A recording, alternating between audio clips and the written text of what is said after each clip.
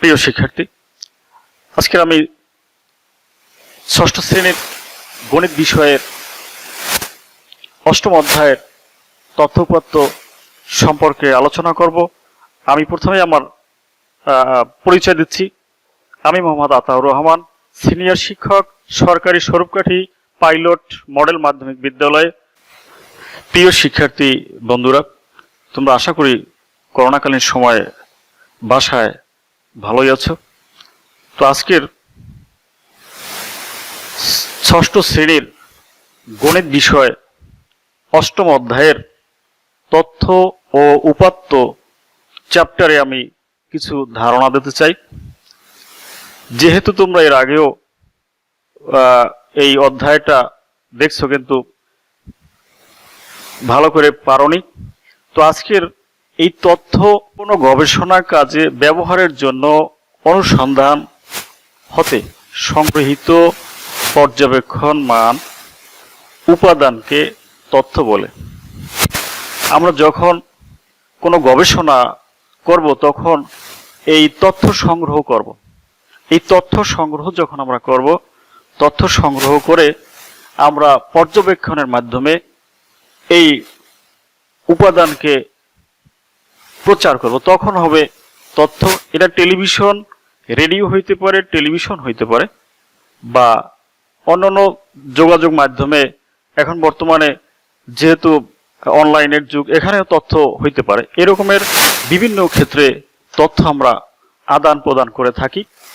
তো তথ্য হচ্ছে গবেষণা কাজে ব্যবহারের জন্য অনুসন্ধান ক্ষেত্র হতে সংগৃহীত পর্যবেক্ষণ মান যেটা আমরা পাবো সেটাকে আমরা তথ্য বলবো। আর এখানে বলছি উপাত্ত, আরেকটি কথা হচ্ছে উপাত্ত। সেই উপাত্ত পরিসংখ্যানে বর্ণিত সংখ্যা সূচক তথ্যই হলো উপাত্ত। পরিসংখ্যানে, আবারও শোনো, পরিসংখ্যানে বর্ণিত সংখ্যা সূচক তথ্যই হলো উপাত্ত। ঠিক আছে? তো তথ্য উপাত্ত দুই প্রকারের। একটা হচ্ছে বিন্যস্ত উপাত্ত আর একটা অবিন্যস্ত উপাত্ত। আমি বলবো বিন্যস্ত উপাত্ত, বিন্যস্ত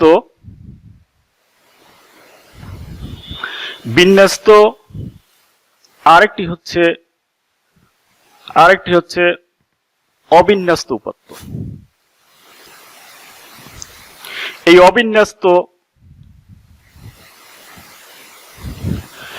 এখন এখানে বিন্যস্ত উপাত্ত যেই উপাত্তগুলি ক্রম অনুসারে সাজানো থাকবে, যেমন সিরিয়াল 1, 2, 3, 4, 5 এরকমের সংখ্যাগুলি ক্রম অনুসারে সাজানো ঊর্ধ্বক্রমে থাকতে পারে, আবার নিম্ন ক্রমেও বা অধক্রমেও থাকতে পারে।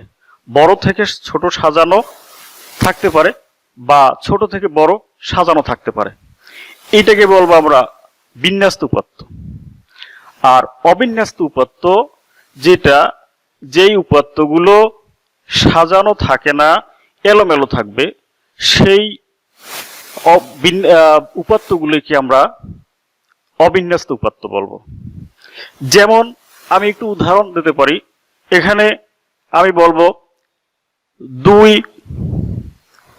তারপরে 4, এরপরে 8, এভাবে হইতে পারে এই বিন্যস্ত উপাত্ত। আরেকটি অবিন্যস্ত উপাত্ত, সেটা হইতে পারে এরকমের 8, 2, 4।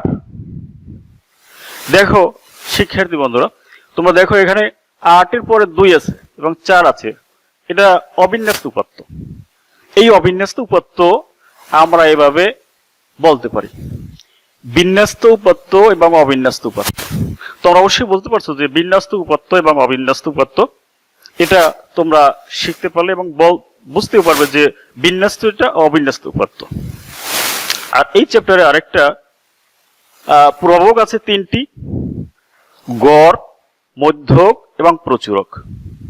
এই গড়, মধ্যক, প্রচুরক এইটা আমরা আরেকবার শিখাবো যে এই গড়, মধ্যক, প্রচুরক সংগ্রহিত উপাত্ত সমূহের সমষ্টিকে উপাত্ত সমূহের সংখ্যা দিয়ে ভাগ যখন করব তখন আমরা বলবো এটা গড়। সংগ্রহিত, আবারও শোনো, সংগ্রহিত উপাত্ত সমূহের সমষ্টিকে উপাত্ত সমূহের সংখ্যা দিয়ে ভাগ করলে যেই ফল পাওয়া যাবে তাকে আমরা গড় বলবো। তো গড়ের একটা সূত্র আমরা বলতে পারি। এখানে গড়, এই গড় সমান উপাত্ত সমূহের সমষ্টি। উপাত্ত সমূহের সমষ্টি ভাগ উপাত্ত সমূহের সংখ্যা। উপাত্ত সমূহের সংখ্যা, উপাত্ত সমূহের এই সংখ্যা দিয়ে ভাগ করলেই আমরা গড় পেতে পারি। এই গড় পাবো আমরা উপাত্ত সমূহের সমষ্টি, টোটাল যেটা আসবে সেইটাকে আমরা সমষ্টি বা যোগ করব। যোগ করার পরে উপাত্ত সমূহের সংখ্যা দিয়ে ভাগ করব, তখন আমরা এই গড়টা পাবো। তারপরে আছে একটা মধ্যক। যেই প্রভাবটা আমি বলছি যে মধ্যক, মধ্যক হলো সংগৃহীত বিন্যাস্তের উপাত্তের সমষ্টির মধ্যমান। সব মধ্যক হলো, এখন এখানে দেখো মধ্যক আরেকটা আমি বলতে চাই, যেটা মধ্যক সেইটা আমি বলে দিই যে মধ্যকটা কি।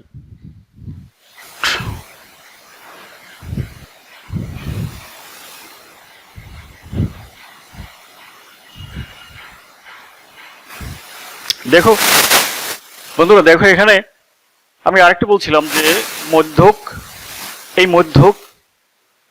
মধ্যক হলো সংগৃহীত বিন্যস্ত উপাত্তের মধ্যম মান। সংগৃহীত যতগুলি উপাত্ত আমরা পাবো তার মধ্যম মানটাকে আমরা মধ্যক বলি। এখন জোড় সংখ্যা হইতে পারে এবং বেজোড় সংখ্যা হইতে পারে। সেখানে যদি জোড় সংখ্যা হয়, বিজোড় সংখ্যা হয়, তখন হবে মোট উপাত্ত সংখ্যা প্লাস 1/2 এততম পদ। এই তম পদ যেটা পাবো সেইটা হবে আমাদের মধ্যক। আরেকটি জোড় সংখ্যায় যখন আমরা পাবো, জোড় সংখ্যায় যে উপাত্তগুলি পাবো, তখন মধ্যক আমরা যেভাবে বের করব সেটা হচ্ছে মোট উপাত্ত সংখ্যা ভাগ 2 এততম পদ প্লাস মোট, এখানে মোট উপাত্ত সংখ্যা ভাগ 2 প্লাস 1 এততম পদ, এই তম পদ ভাগ 2। বা আরেকটা এই সূত্র আমরা লিখতে পারি এইভাবে করে, n সংখ্যক। n সংখ্যকে আমরা কি বুঝবো যে মোট উপাত্ত সংখ্যা। মোট উপাত্ত সংখ্যা যদি আমরা লিখতে চাই n/2, এটা প্লাস n/2 লিখবা। হ্যাঁ, মধ্যক দুইটা সূত্র, একটা হলো বিজোড় সংখ্যা যখন আমরা যাব তখন মোট উপাত্ত সংখ্যা প্লাস 1/2 এততম পদ। আরেকটা হচ্ছে তোমার মধ্যক সমান মোট উপাত্ত সংখ্যা ভাগ 2 এততম পদ প্লাস মোট উপাত্ত সংখ্যা ভাগ 2 প্লাস 1 তম পদ। এটা আমরা আরেকটা গাণিতিক ভাবে এভাবে লিখতে পারি, n/2 প্লাস 1/2 প্লাস 1/2। এভাবে করে আমরা এই তম পদগুলো লিখতে পারি। দুইটি সূত্র, এটা হচ্ছে জোড় সংখ্যার বেলায়, উপরেরটা হচ্ছে বিজোড় সংখ্যার বেলায়। এগুলি বুঝতে হবে তোমাদের। তো উপরের ক্লাসে উঠলে আরো সুন্দরভাবে বুঝতে পারবে এগুলি। তোমাদের তো নতুন প্রথম 6 ক্লাসে, 6ষ্ঠ শ্রেণীর ক্লাসে এভাবেই আমরা বুঝাই। আর একটা হচ্ছে প্রচুরক। এখন দেখো প্রচুরকটা আমরা লিখব। দেখো প্রচুরক আমরা শিখব এবারে। প্রচুরক বলতে কি বুঝি আমরা? প্রচুরক, এই প্রচুরক কোন উপাত্তে যে সংখ্যা সর্বাধিকবার উপস্থাপিত হয়, কোন কোনো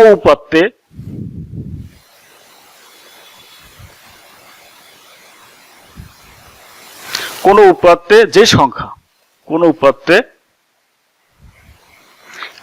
সংখ্যা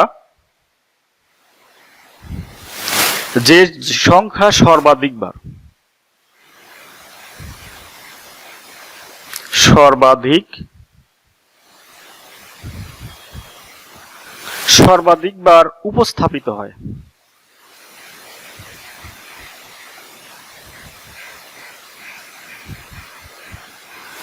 উপস্থাপিত থাকে,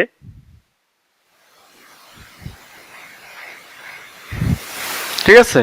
উপস্থাপিত থাকে অর্থাৎ কোনো উপাত্তে যে সংখ্যা সর্বাধিকবার উপস্থাপিত থাকে সেই সংখ্যাই প্রচুরক।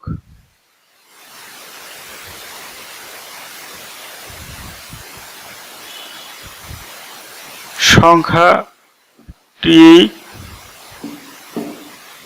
হবে, সেই সংখ্যাটি হবে প্রচুরক।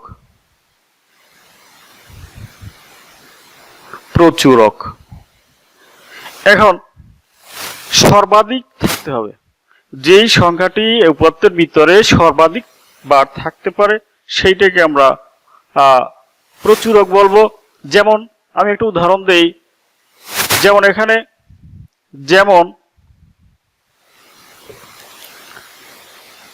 2, 6, 8, 10, 9, 2। এখানে বন্ধুরা দেখো, এখানে 2, 6, 8, 10, 9, 2, এই দুইটা এখানে সর্বাধিক বার আছে। দেখো এখানে 2 আছে 2 বার।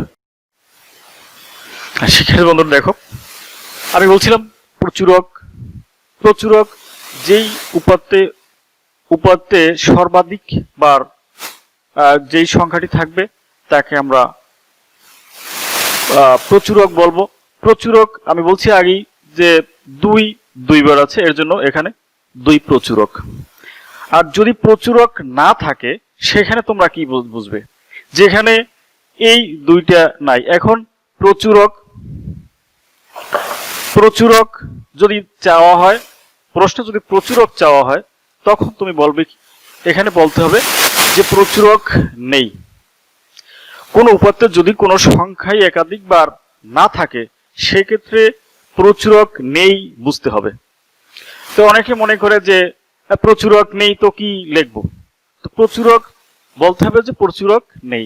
প্রশ্নে অনেক সময় থাকে যে প্রচুরক কত বা প্রচুরক কি, এরকমের প্রচুরক নেই।